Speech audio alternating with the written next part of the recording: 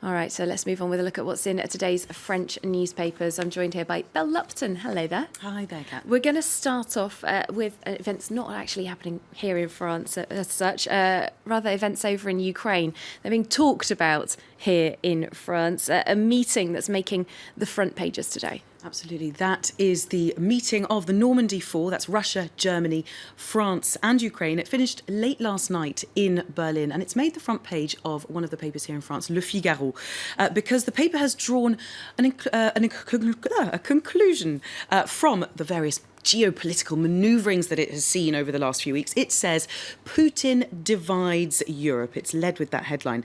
Now, on Ukraine and Syria, the EU, it says, is struggling to find any kind of unified response to Putin. So it's essentially Moscow there putting a kibosh on any kind of move forward with any sorts of political or diplomatic negotiations because the EU is just so disparate at the moment. So in a double page spread that you can see just up there, it explains why it says this. Well, it says Putin can act as he wishes. He doesn't have the hampering of either allies or partners that he has to try and sort of work with, so he can do whatever he wants. At a summit in Lausanne a few days ago, he reopened dialogue on Syria with a planned ceasefire, which is due to start in Aleppo today. But EU countries, says the paper, are failing to offer any kind of united front against this. They may talk about tightening the screws on Putin, but in reality, they're just dancing to his tune. Well, it is true that the EU, it's a bloc currently of 28 nations, some disparate opinions and attitudes towards Russia within them. But Le Figaro actually goes even further than talking about that. They're actually suggesting that Putin is manipulating EU powers, and he's doing so successfully. How so? Yeah, well, that's in the editorial again on the front page of the Figaro, and it says that the relationship between Putin and the EU is actually asymmetrical because Putin, it says, holds all the cards. He knows how to tread that line between going too far and just pulling back in time before he completely smashes up international relations. The paper quotes, or this editorial quotes one German diplomat who says that in the current times, he feels that the situation is more dangerous now than it was in the Cold War, which is quite a shocking thing to say. Now, the editorial concludes that if Europe wants to deal with Putin effectively, it needs to find two things. Number one, strategic vision, and number two, courage in its convictions. All right, moving on to events closer to home, right here in Paris and in other cities around France. Police protested last night for a third night about safety on the job. And unsurprisingly, this is getting quite a few column inches in the French press today. We've got to remember the context of this, first of all. It comes, of course, after a recent spate of terrorist attacks in France and also an upcoming presidential election next year.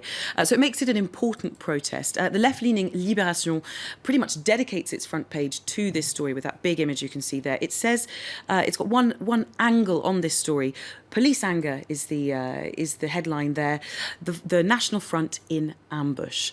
So it says that Marine Le Pen's right-wing populist party is essentially taking advantage of all this police anger to bring officers into its fold, which it says is not a very difficult thing to do because the police are potentially predisposed to go towards the far right when they're angry like this. So in an editorial, Libération goes on to detail the fears and the anger that police are feeling. 2 weeks ago, of course, we've got to remember 4 officers were seriously injured in an attack in the suburbs of in French suburbs where Molotov cocktails were thrown. The paper asks, as a result of this, can we be surprised and can we reproach police officers for their feeling abandoned by the government and for therefore swinging to the right? It certainly is a major topic for the centre-right parties and, as you said, the far-right here in France. So how are the centre-right press covering this? Well, the centre-right Le Figaro focuses on the responses, the government's response to these police protests, which, of course, it isn't very complimentary about. It says the Interior Ministry is trying to quell these protests by meeting with the police unions.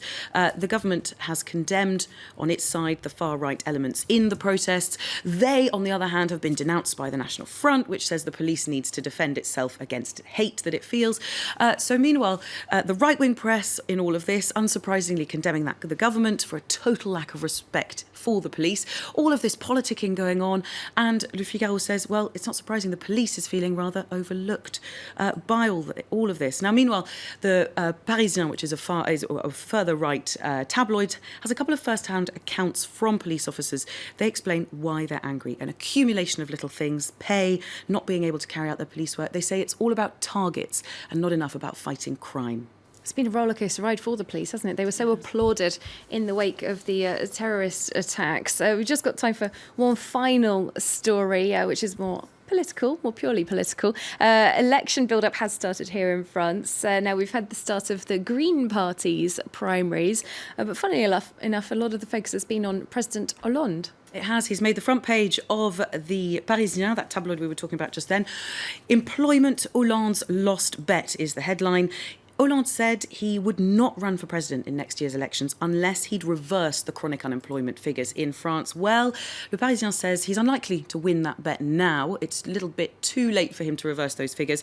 So it says he has shot himself in the foot. And the paper has this little cartoon just to kind of epitomise what its views are on the whole thing.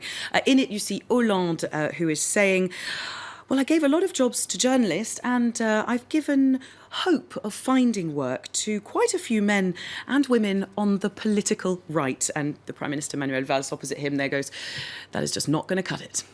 Lovely. Nice to finish with a cartoon. Thanks very much. Belle Lupton back later with a look at the international press as well.